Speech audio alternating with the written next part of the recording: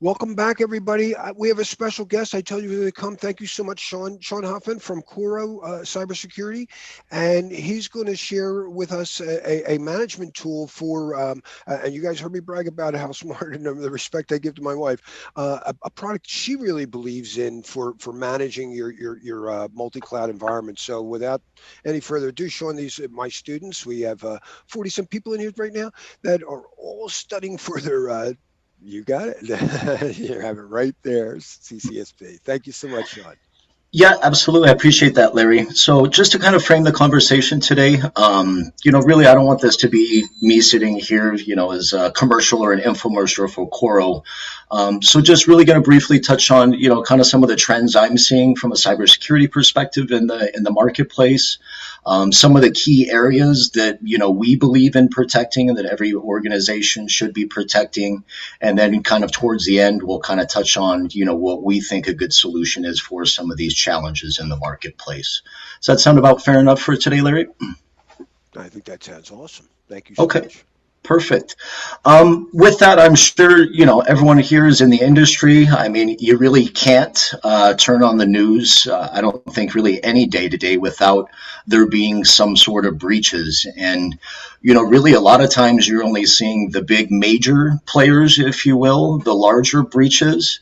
And these are actually companies that, have, in a lot of cases, millions of dollars that they're pouring into, whether it's, infrastructure, the manpower to be able to do that. And even them with some of the biggest budgets and manpower are unable to stop these threat actors. So, it can seem like a scary landscape out there. And, to be honest with you, what I'm seeing is it is. We're seeing an increase of attacks. 6 out of 10 companies have suffered some sort of ransomware attack. Luckily 60% have recovered their data. And that's always one of the caveats, companies that opt for the reactive, maybe just cyber insurance versus putting the proactive measures in place.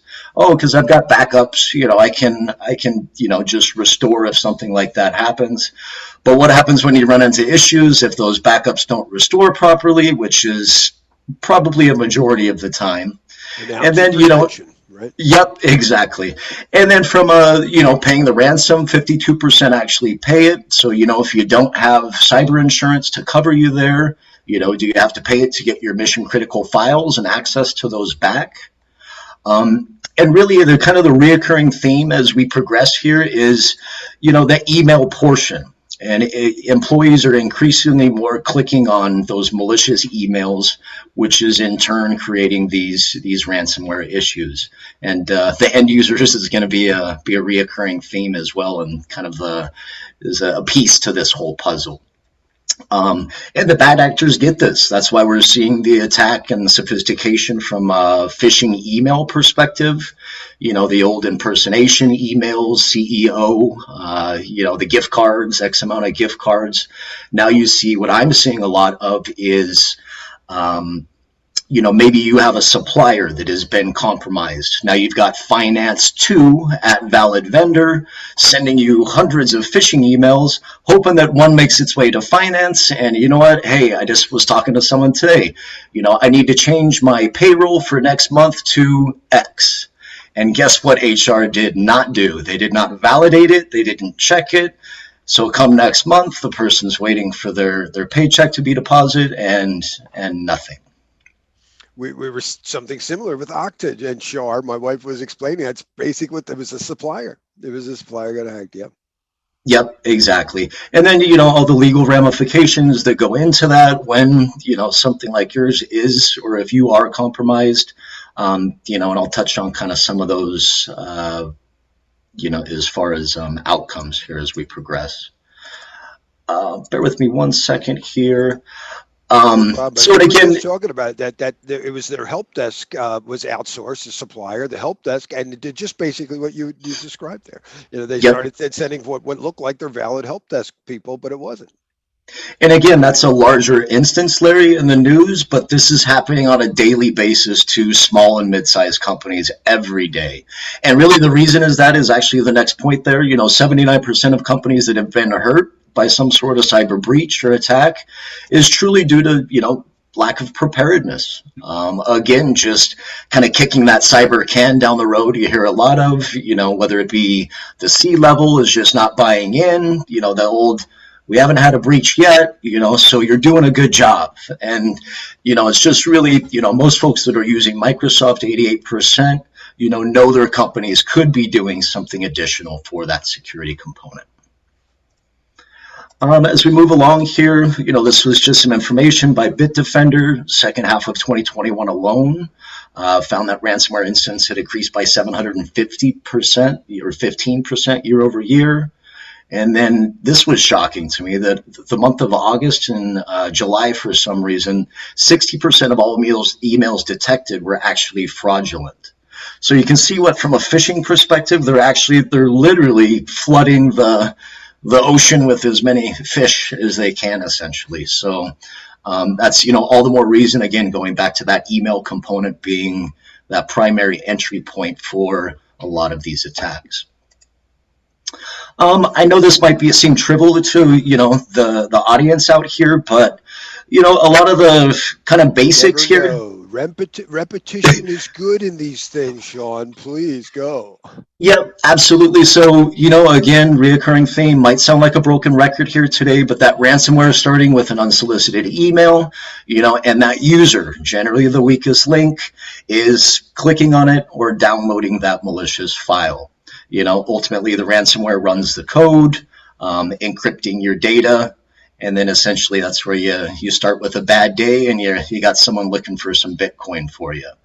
And then there is Bitcoin, or not Bitcoin, but ransomware that, is essentially meant to spread from one computer and then ultimately propagate to your whole network. And that's really where the conversation is going to be framed, as well as that cloud application security, as we talk through these different, components that every organization should be protecting. Here, so, the successful ransomware attack, what happens, we know that, obviously someone's going to be asking for the ransom, thus the ransom and the ransomware. But, the other things, your inaccessible files, you got to think about the implications. What is this going to do to your business flow? The threat to release block or identity information. So do you have a ton of customer information that could be exposed that would be, essentially brand reputation loss? And then really, the sad reality of it is that 60% of all businesses that suffer a ransomware attack go out of business. I should have added within the first year there, but within the first year. That's an incredible statistic right there. Wow. Yep, and that was the World Economic Forum. I didn't reference it here, but I'll be sure and add that to the presentation. But it was it's pretty shocking. Pay or not pay, because I already know that, like you had alluded to, that not everybody who pays gets actually the key to decrypt it anyway. That they don't. You're trusting a criminal to give you to be fair. And so you look like it was nice. You were like, yeah, 60% of those criminals are fair. Whatever your number was there. Yep. So these. Yeah, and to take it a step further is not always do you pay, is that going to get you, what does that do to your brand reputation? If you're a business that it's around. They went out and paid. They gave in to terrorism, sure. Yeah. Or not even from that perspective, but knowing that your data is compromised. So, whether it be if you're a consumer-based company. Unless they knew that their PII, including my credit cards, could have been leaked or whatever. Is that what you're saying? Exactly, from a liability standpoint. Or people brand, why would I do business with them if they don't take their cybersecurity serious? Well, definitely. Yeah. Here, and again, ransomware is evolving. Attacks are becoming more sophisticated daily. Again, when I showed that 60% back last year in July and August, 60% of emails detected were fraudulent. A lot of that is due to ransomware as a service. You can actually find this on the dark web and just run it as a program in the background.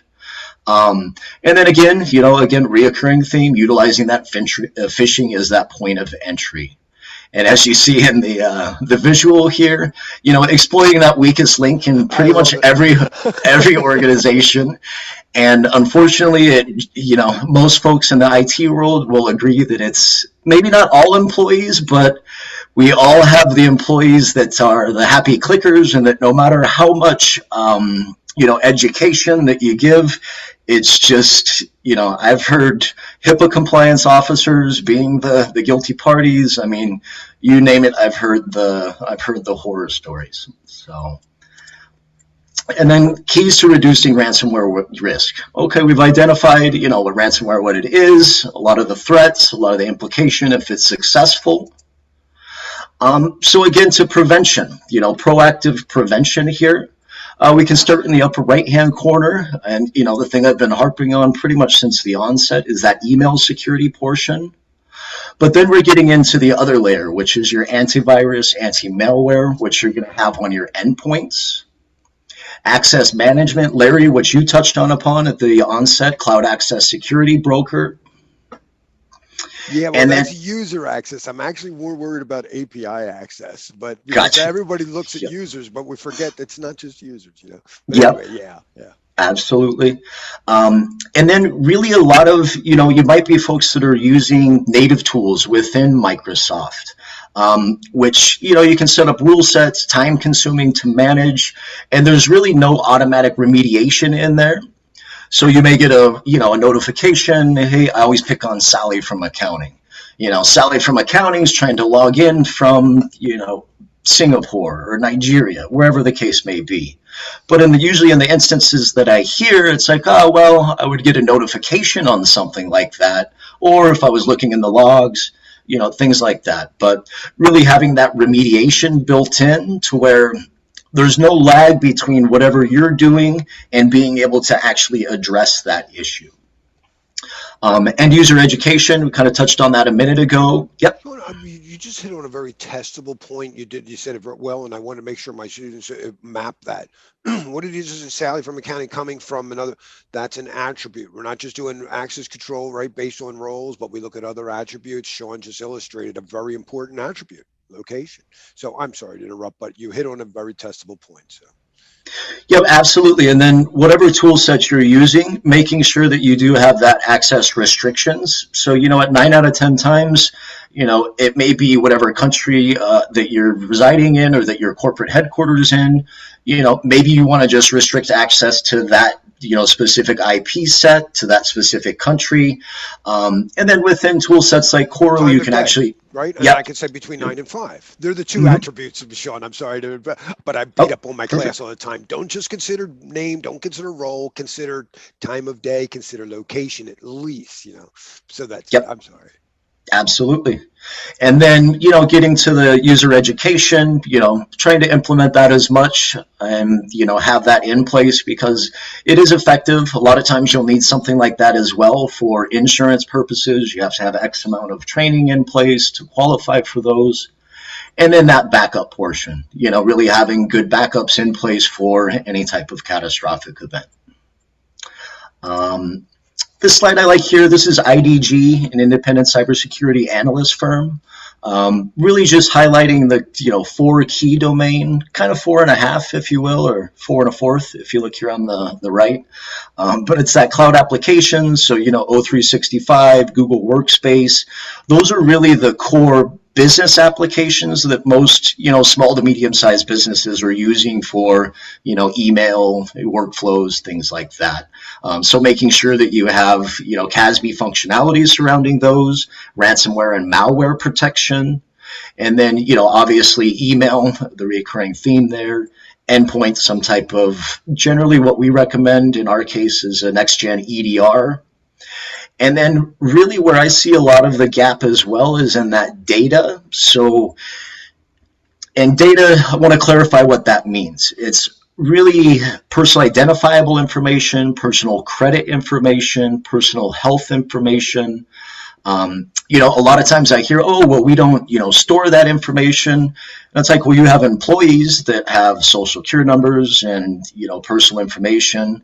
It's like, well, yeah, but that's, that stuff, we just have kind of manufacturing. We don't really come across a lot of that. But what they don't understand is from a data perspective, that's what the bad actors are going for. So, compromising you that's where they're searching out is social security numbers. And a lot of folks or organizations, we recommend they put restrictions or protocols in place, if you will. Anytime you're sharing credit information, send through SharePoint, OneDrive, never just send through a, unencrypted email. And these are things that, with a platform like CORO, you can actually get visibility on whether the employees are adhering to those policies. So it's not, because generally today, most administrators that I talk with, there's really no visibility on, is Sally sending that information, or is she? Well, this is where we're getting to some very testable stuff here too on data loss prevention systems and the weaknesses, strengths, and how they have to be configured and how they respond. But I can't wait to see what you got. And really to touch on that, thanks for jumping in there, Larry, because again, we're talking about most folks that are utilizing some sort of, whether it's O365, Google Workspace, and really most folks that we're talking to in the small to medium-sized businesses don't have budget or don't have something for a standalone DLP, product or platform. So they're generally relying today on Microsoft.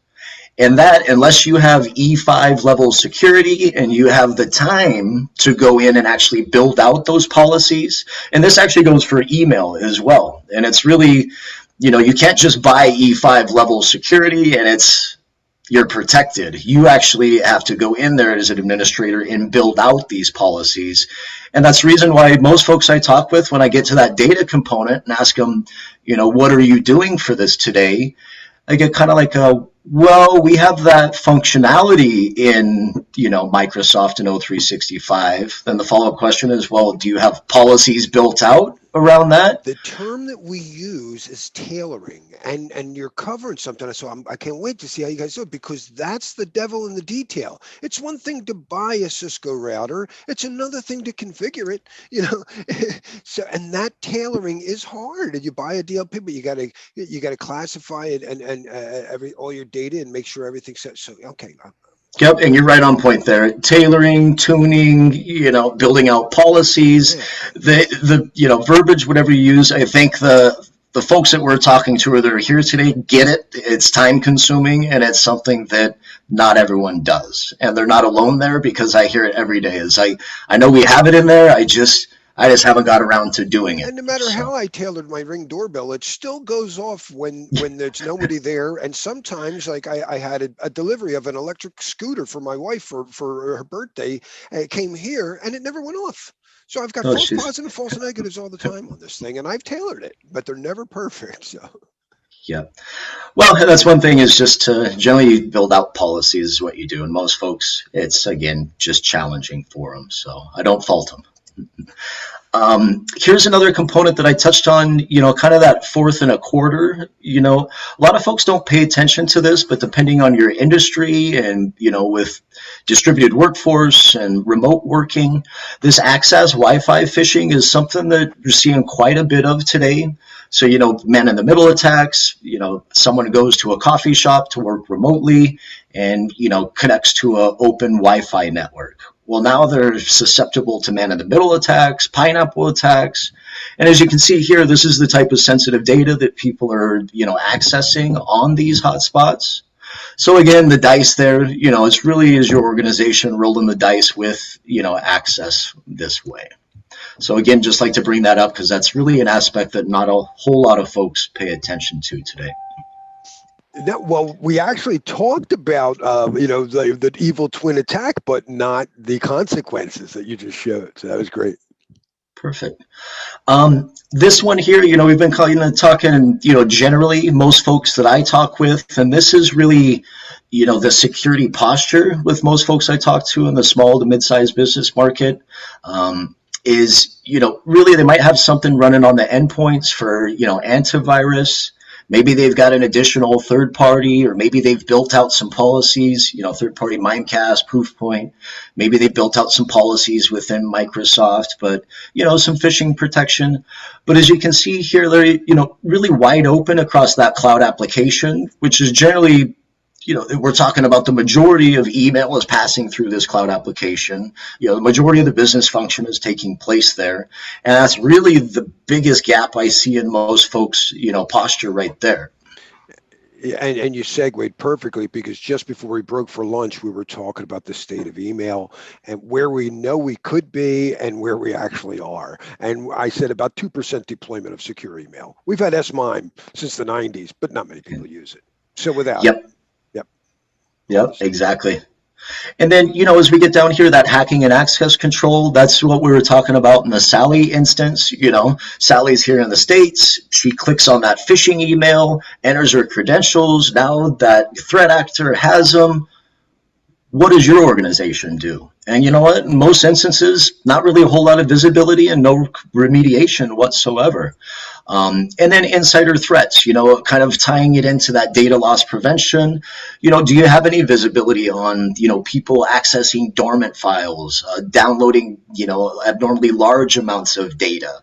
These types of abnormalities that most folks really just don't have visibility into today. And is there a simple all-in-one solution? Well, you know what? I think there might be, Larry. I think there might be. And that's really where CORO, I'll get into the CORO portion here. Really what the platform incorporates is that user protection, that cloud access security broker functionality, cloud application security for malware, ransomware, advanced email protection, endpoint EDR, and then that data loss prevention, all within that one platform, single pane of glass view. And so this is essentially what, really the platform and your security posture looks like with CORO in place. And here's just a snapshot, the single pane of glass view. I went through stuff relatively quickly. We've got, 45 minutes here? Is that what you said, Larry? Yeah. I've been doing my best to keep quiet, because I have a tendency to stomp people. It's the first time I didn't want to interrupt you, but I have a ton of questions, believe me. I wanted to see if you want, we got a few minutes. I could dedicate maybe another 10 minutes and actually run through the platform and kind of show how it holistically. What I would love. I think that would be a perfect next step. Yeah. Okay. It's embarrassing. I'm supposed to be a security professional, but it's like the cobbler's children have no shoes. You're saying, does your organization have? I'm not going. No, I don't. I could use this. It's embarrassing. Yeah. Well, we can do a one-on-one afterwards, Larry.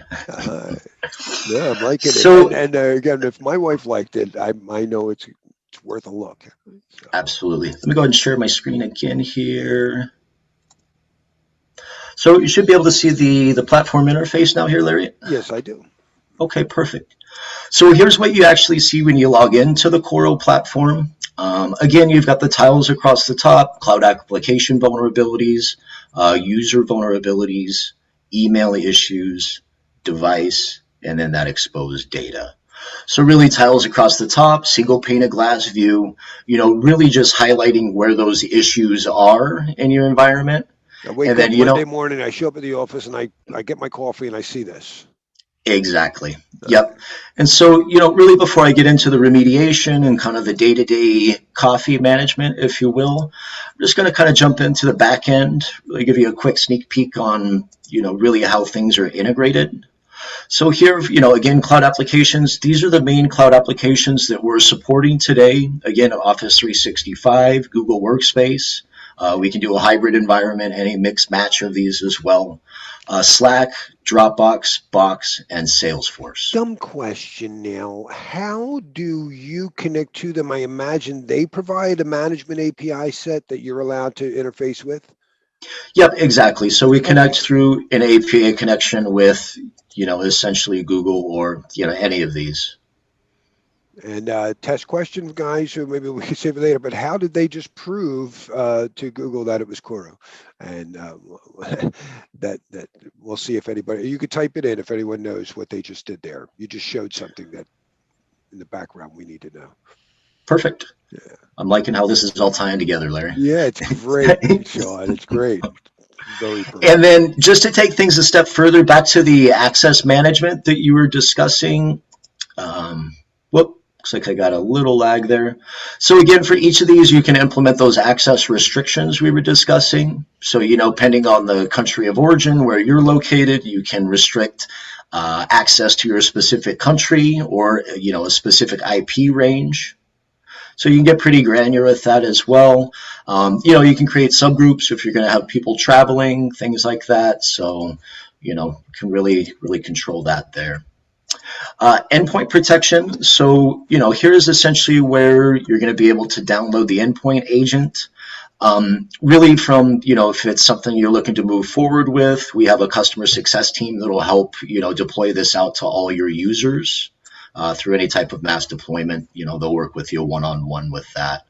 And really just to touch on, who we utilize for endpoint protection, that's really the only part of the platform that we partner with a third party, which is Bitdefender. And we're actually utilizing their next-gen EDR engine in our AV agent. So it's not something like we're reselling Bitdefender. No, you're using a module. You're using a service of theirs. Well, it's more their software development kit around their EDR, okay. And we've incorporated that in our endpoint agent. So you customize. You can take that development kit and customize it specifically for what's appropriate here. Exactly. Yep. Okay. So that's what we've done, and that checks the boxes for cyber insurance. Generally most of them are requiring some sort of next-gen EDR, and that's specifically the engine that we're using with Bitdefender. Nice. From a settings, you can kind of control the heartbeat level here. Tamper protection if you don't want people to be removing it. We do have a VSS backup option as well, so we do have that on the back end. Protected users, this is just going to be a one-to-one mapping of the environment's groups and users. So this is just reading your X.500, your LDAP, your Active Directory tree, right? Exactly. Yep. Now we get into the fun stuff, the settings. So again, configured for small businesses, lean IT teams, not a whole lot of policy build, or I'm sorry, what was the term you used, Larry? Not policy, but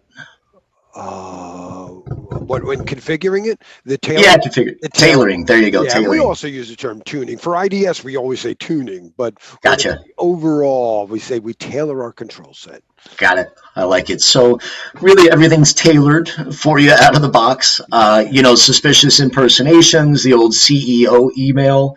The 33 scanning engines that are incorporated into the platform are scanning links and attachments as well. So not just the body of the email. And then, it's the AI component is looking for phishing type content. So now, remember when people would just say the block, it would block it if it said .pdf, so people would write it to .txt. But you said you're scanning the content. You're not falling for that old crap. Exactly. And then down towards the bottom, you can see the Wi-Fi phishing enablement here. And then, now really, Larry, I come from the reseller background, so I've dealt with all the different flavors of email security, endpoint security, and, whether you're using our engine or, some of the others on the market, nothing's going to be 100%. That's just, the nature of the phishing beast these days. But really to help get, more user feedback in this process is we do have this Outlook plugin here. And what that's going to look like for the user is in the upper right-hand corner here is the CORO plugin. So, let me back up for a second here. So what the platform does, in contrast to like say a Proofpoint, Mimecast, it's not quarantining emails. So from an administrative standpoint, you're not having to log in. Or whatever. Exactly. You're not having that level of involvement with, your email protection. What the platform does is puts a suspected folder within the user's inbox. So, and then, this is kind of along the training component, sends a user an email, hey, you've received a suspicious email, proceed with caution. So here I've got one here, I think. Sorry, system's a little slow. So, you received an email, it's here. So, now it's already putting the user, should be on guard that, hey, something's amiss here. And then so if it gets put in that, they can, erroneously, they can mark it as safe. Or if it makes it to their inbox, they can, report it as phishing. And really what that's going to look like in the console here is, bear with me, it's a little slow. So email, we've got a one-click remediation. Go over here with the resolve. Now you can see 3 users here receive this particular email, change your password. So if all 3 of those had voted this red, which would indicate phishing, so hopefully we don't have any colorblind users out there. If we do, left is bad, right is good. Larry can still screw up anything. Oh, did I click that? Oh, I meant not that one. Oh, I can screw up anything, dude. So along that, so really that's going to give, your administrative team or our SOC service, more feedback on what they want to do. So a lot of times, going back to that valid vendor, finance2 at valid vendor, I'm picking up on that here. So we're counting on the users to do the right thing. Well, no, the great. Overall, it's a consensus protocol, guys. It's not my opinion. We're not giving any keys to the kingdom to the users. That's strictly their feedback. So you can take it with an administrative grain of salt. But really it's feedback from the users. It doesn't affect any policy. It's really feedback for, like, again, the administrator or our SOC team. Look, I gotta go, and you still have the thing. Hey, people kicked green, so you still win a chance as the admin to go, yeah, but they're wrong. Yep, absolutely. Yeah, exactly. And that's where here, from a details perspective, you can inspect the email. Here it's going to show you the body of the email, the recipients. So no, Mark, we're not counting on the end user. In fact, we might just go back and go, all right, somebody's got to train those 3 end users. Yep, absolutely. Oh, it'll be funny. You can actually reach out to the user within the platform as well. I'll show you how to do that in a minute. Here, we'll kind of keep cooking. That was pretty much the controls around the phishing, malware, protection malware, ransomware. Now, again, this is a key differentiator here, Larry, monitoring the devices, cloud applications, and email. This goes back to that slide with the 2 different check marks there. Traditionally, people have, been managing these siloed. I've got my endpoint protection, I've got something protecting my email, but they don't communicate together in a holistic manner like within the CORO platform. Here you can see down at the bottom, powered by Bitdefender. Yeah, I wanted to look them up and see. You said something about certification, and just outside, I like to look at, I call them the Federation, but the ISO. I have a feeling that their common criteria is certified, and that's a great reason for why you would use them. So, gotcha. From a data perspective, so again, monitoring cloud applications and email for sending of any of this personal identifiable information, personal credit, personal health. Depending on your industry or use case, you can actually, put in keywords, wildcards there. If there's specific data sets that you want to monitor, you can do so there. Really, that's it for the back end. The rest is just kind of administrative. So I'll jump into the front end and get to kind of the meat here. Now, Larry, I want to, kind of frame this. 85% of this is going to be automatically remediated. And I say 85, that other 15 component is, managing the emails and kind of that component of it. But really the automatic remediation, if I had that set, I wouldn't have much to show you here today. So I just want to preface that it's, it's not something where you should be logging in every morning and have, 100 things to be remediating. So when the boss calls, you can immediately bring up a screen and show them the current status, and that's more important sometimes. I also want to print reports. Do I have like a thing to monthly reports of issues, resolution, something like that? Or? We've got that coming. Actually, next quarter, we're going to have basically a log center, which is going to be a multitude of criteria and aspects that you can get, daily, weekly, monthly reports based on. Currently, we have our activity logs here, so if you fat finger anything or, accidentally blacklist a domain that, is valid, you can always you're not, the world is not over. So with that, we'll jump in here. We'll start with cloud applications since it's right there at the top. Hold on. The question: am I saying this should be used by the government? No, I'm not saying that. I'm saying that it would be a good thing to, if you're going to use someone else's SDK, you want to make sure that And it sounded like the way you worded it sounded very logical. That you say, look, we're transferring the risk of developing our own endpoint security to somebody who's got a good reputation. If it's common criteria certified, it can be used by the government. Can be, but. We deal with government customers all the time. The only thing that we don't deal with would be like G series government licensing for Microsoft.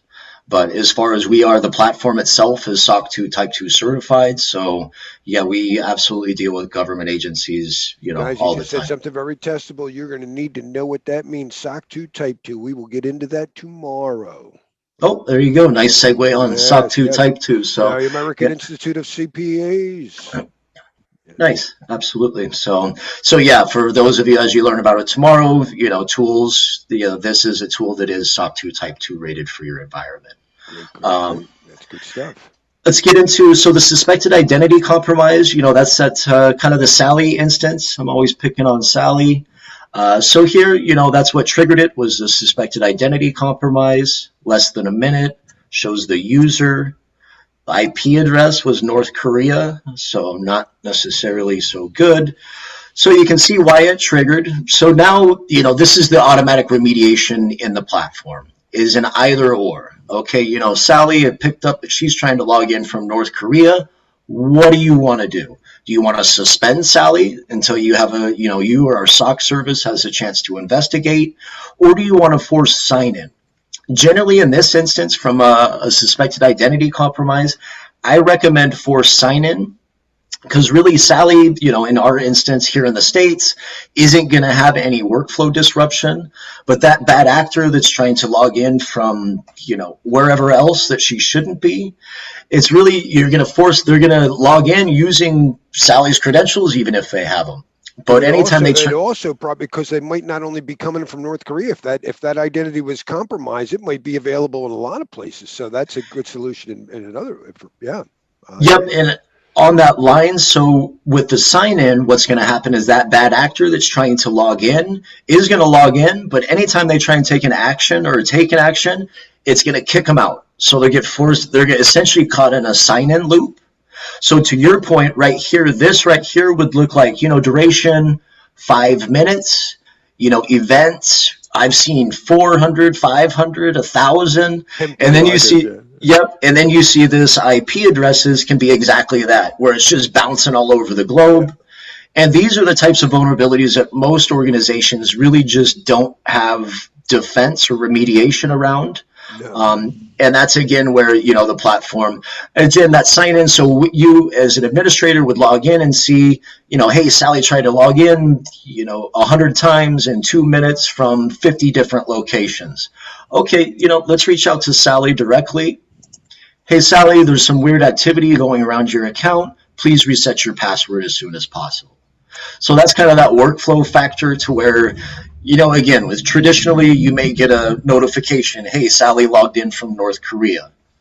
Okay, and then there's that log time between you or the administrator being able to validate or look into that, and then reach out and contact the user. So again, this is meant to streamline that whole process. I like it. The other thing, again, I try to always relate it to the test, but you mentioned it, X amount of times per minute you try to log in. Guys, what was the other attribute? So he's demonstrated my two favorite attributes now: location, North Korea, and time. It's not just what time they log in, but normal usage tries to sign in 50 times in a second or whatever. So perfect segue to what we're trying to take away from class, Shawn.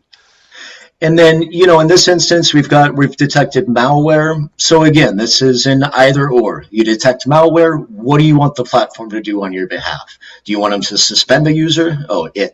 Well, we keep it inanimate. Do you want the platform to suspend the user, or do you want it to request the sign-in?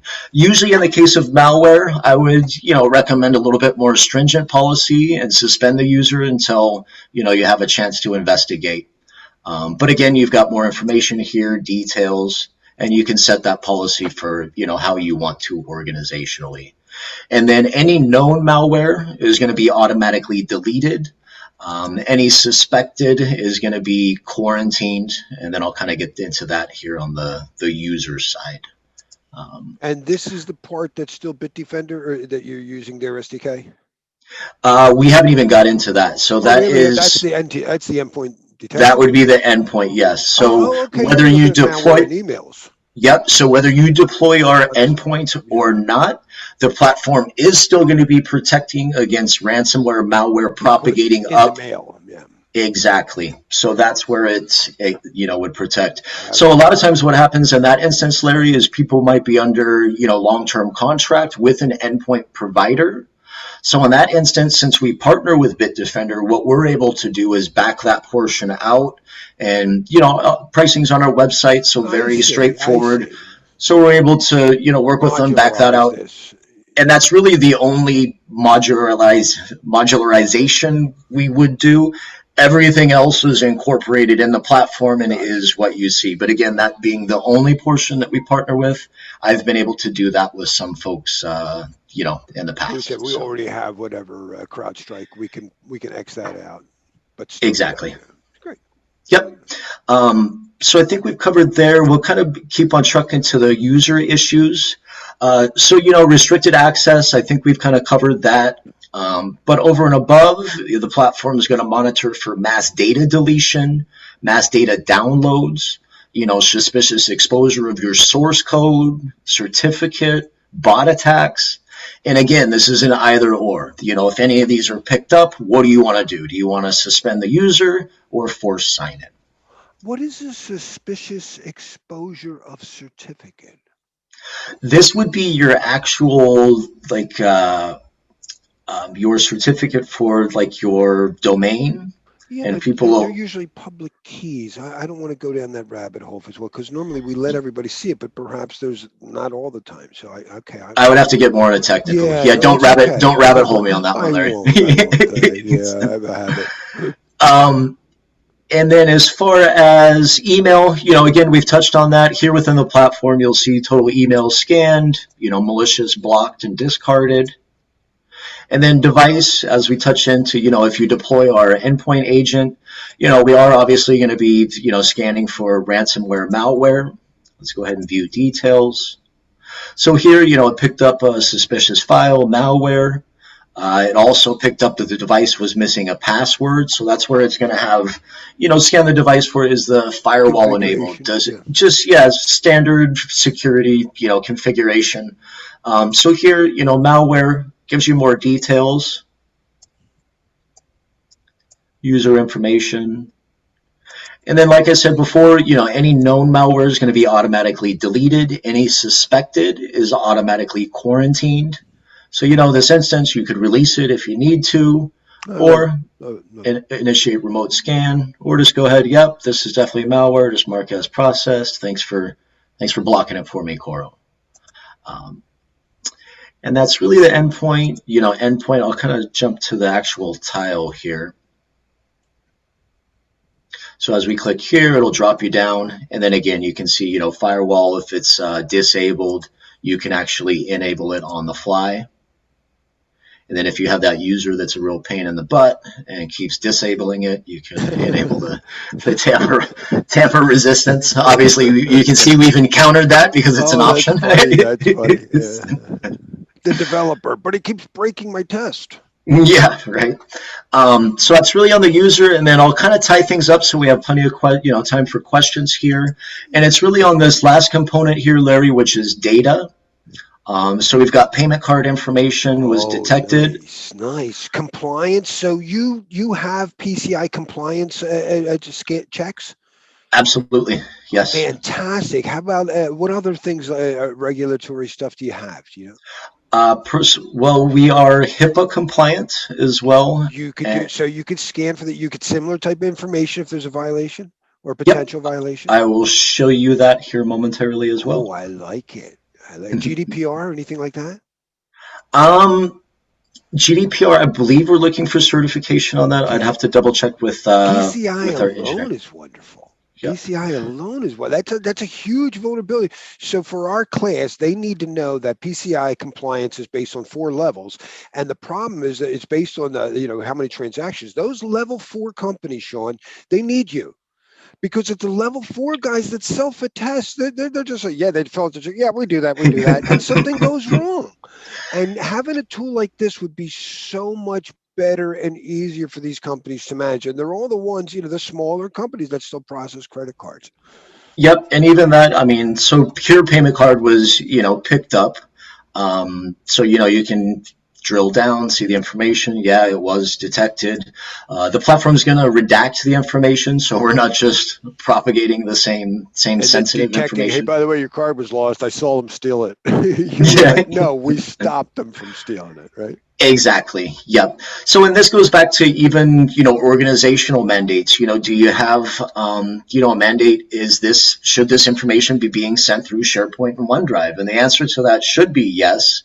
But then the flip side is do you have visibility on, are your users doing that? And that's really where I'm sorry to focus on PCI, but I got to use every student's asking. He says, or commenting, he says he thinks the newer version, there's a 4.0 for PCI has items required for testing, and that includes, something that you have to have something like this. But again, if level 4 is self-attestation, the person says, "Do you have a tool like this?" They go, "Yeah." But hopefully this could change it. I love it. Keep going. Absolutely. So here, is just an example of that. And again, you have the ability to contact the user here. I'm always picking on Sally. Hey, she sends Bob. Okay, yeah. How about there you go, Frank. Frank pays for crypto. It's always Bob and Alice. Yeah, Bob and Alice. Okay. Tries to eavesdrop. But if you got a user that's, maybe this is habitual. Every Friday, someone's paying for a company lunch or something and just sends out the credit card. Then you can reach out. Hey, make sure to send it through SharePoint, OneDrive, just a way to kind of immediately reach out, address it, and move on. So let's go back. And then really one of the last components that I want to, bear with me here. It is going to scan for personal identifiable information, credit information, and then health. Social security number type things? Yep. Social security numbers, driver's license numbers, and then I just happen to have an instance of protected health information being shared here. So again, allows you to drill down, shows you the specific file information, user, nice. And then it shows the findings. You can drill down. Confidential. There was a social security number. There was an actual medical condition. Wonderful. Some other identifier that saw the one, two. This is great. So yeah, it's scanning for all that type of information. Love it. I think just those two alone could. And really, with that, Larry, that's kind of a 30,000 foot overview of kind of current state of cyber. Any questions? Typically, because of the augmented reality of Zoom, people don't stand with their hand waiting till the end. They just type stuff in. But I have a question. Yeah. Does this program pick up labels that the DPO would put on?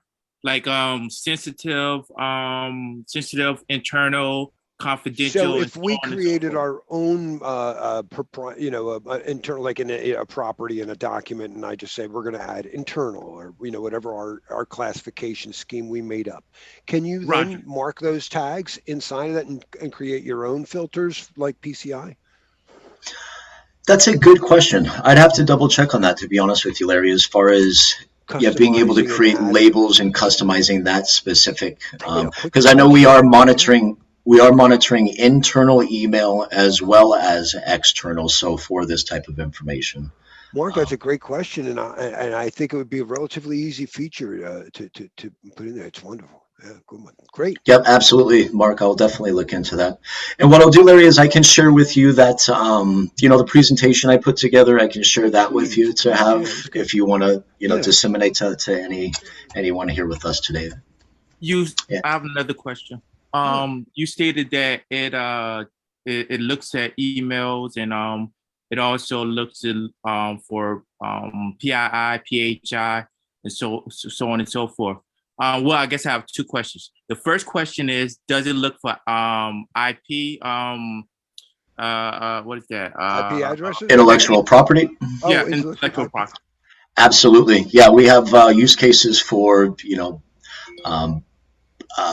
bio companies, things like that with proprietary information. So that was actually, let me share my screen again. So, well, within the platform, we have keywords. So traditionally it's set for that PII, PCI, and PHI, but there is a field down at the bottom within that to be able to do keywords, wildcards, things like that as well. So that answers the earlier, Mark, that sounds like we could do that. You could put your classification names or tags over there. Yep, exactly. So I'm sorry. Yeah, it was maybe me not understanding the framing of the question, but it's fine. Thank you. The second question is, let's say that you're working at a health firm or whatever the case may be, and someone is sending out a document and it has PHI in it, or it has a social security number in it. Will it take the it contents of the document? And you need to encrypt this before you send it out? Encrypt the email before you send it out? Well, hold on, wait a second. Are you saying, it sounds like there's two potential things here. I'm going to make sure I'm good. One, will it scan the contents of documents? He already said it did, so I understand that. So two is, are you doing the encryption? Like if you're PGP and RS miming the encryption, no, they can't do that. Nobody can. We don't do it. We don't do any email. Go ahead. Will it tell the user that, hey, you shouldn't send this out unless this is encrypted? Oh yeah, he did send it out. Yeah, he did actually address that. You said you could tell them not to encrypt the email that way because the email might support it. But you said share this via, would you say OneDrive or something? SharePoint or OneDrive is generally our recommendation to ensure that was encrypted. So exactly, because that's encrypting as opposed to having to encrypt the whole email. You're encrypting the data that you're sending is our recommendation. And to that point, we actually are incorporating email encryption just due to popular demand. So that's coming out. How are you doing email encryption? Well, I'd have to get you in touch with R&D to give you that, but that's our thing. All right. That is on the roadmap. So, nice. But right now our recommendation is, organizationally, you just mandate, hey, anytime this sensitive information is sent out, it's through SharePoint and OneDrive. And then conversely, if they're not doing that, you're going to be able to see on the back end. I guess the thing because I heard you when you said that, I was listening, but if the destination, if the endpoint doesn't have SharePoint or OneDrive, how they get it? Well, I'm thinking of the classic situation that we were talking about earlier where you got to send medical information to your doctor today. And what does he ask you to do? Fax it. Because the email today is not trusted, right? It's not encrypted. Well, did you know, actually, I was having this conversation. Yeah.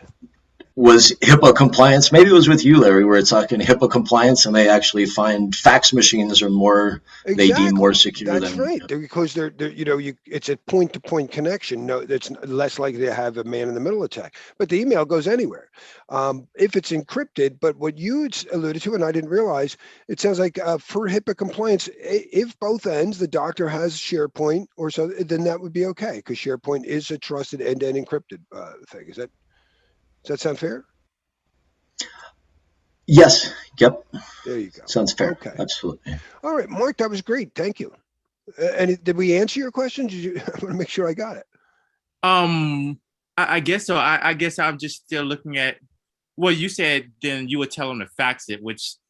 No, we're not faxing. So many people still do it. We're controlling that. We're controlling that SharePoint OneDrive. So that's really the secure way we recommend if you're going to be sending any personal health information. And then within that, you would have control to if it was erroneously or accidentally sent to someone outside of your organization. You can, send the link DOA. You can password protect the link. So there's granular controls you can do around those SharePoint and OneDrive links. Okay, so the latter of what you said would work for what I'm asking, because I'm thinking that I'm sending this. If I'm emailing it outside my organization to doctor, whomever, and so that's why I was like, hey, would this program stop and say, hey, you need to encrypt this email before you send this out. You can't. And you said you do, and you can send. You said we recommend doing SharePoint, and the or was it SharePoint? I'm sorry. It depends on what application you're using. No, I mean, it's SharePoint would be something in Mark's case. Yeah, how do you know they have SharePoint? But everybody has like OneDrive. That's a browser basically enabled. So as long as your browser can get to it, then it's okay. Yeah, you're right. With SharePoint, they'd need a SharePoint server at the other. And then Larry, I saw something in the chat about sounds like Proofpoint. It will read a tag for an email and will redirect outgoing email. So not really. So one thing to clarify on that is the CORO platform is not redirecting or proxying any data back to that suspected folder. It's as it hits whatever cloud instance we're discussing. In this case, it would be O365 or Google Workspace. It's either if it picks up a malicious email, it's deleted. If it's suspected, it goes to that suspected folder. So it's not like running on each client. There's no, this is through an API connection with the overall O365 or Google Workspace. So it has nothing to do with the client running on. All the client is doing is his browser. They don't notice anything. The client is doing machine-based malware ransomware scanning, so no browser scanning. Well, I'm going to think, that's like, how do I set it up? Is this an application I install on a machine? No, the way we connect is just through API connection with the, through the global admin credentials, and then it pulls in and populates all the users, and then you add protection, and now all the users have the equivalent in, Microsoft's case. You're just unifying the management consoles basically for your clouds, and through a single, dashboard that allows you to do everything. Yep, exactly. Awesome. Okay. Yeah. All right. Any other questions?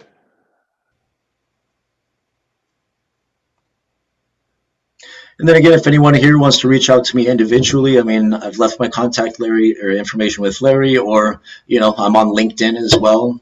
Shawn Huffman with CORO Cybersecurity. You can, drop me a note if anyone has any questions, after the fact. Or if you'd like to take a look at the platform and maybe discuss your, specific use cases. Would you drop your link in the chat, please? Sure. Let me get that right now. This is why you're doing that, Shawn. It's just been perfect segue. I'm like, everything you've been saying, it's been lined up. So just before you got here, I was showing them about how malware mostly spreads through email, and we were looking at a document. We're going to come right back to it after a break. The SP 1800-6. So NIST created a way to secure our email, and almost no one does it. We've got to have DNSSEC at the top. Most people do have the MTA to MTA TLS servers, but very few people use SMIME. And until we propagate that out, everything Shawn said, about having, most malware spread through email is going to be true. And these vulnerabilities of people accidentally leaking data through email is going to be true. Yep, and that's really what we're seeing is that trend is, if you don't have some type of advanced email threat protection, really it's not a matter of, if, but when, one of those eventually gets through. So. And according to my wife, it's like many times a day at her console. That's what she has to do. Shawn, thank you again so much. I really appreciate it. Any closing words? Or just no, thank you. Just appreciate absolutely you invite me here to talk, and I appreciate everyone's time here today. Hopefully it was educational, and absolutely. Any questions or anything, let me know. Otherwise, hopefully Larry will stay in touch, and I would love to see a recording as well. So definitely forward that to me. I will put that up. Or actually, my video admin. Let me pause the recording. Where's my recording pause?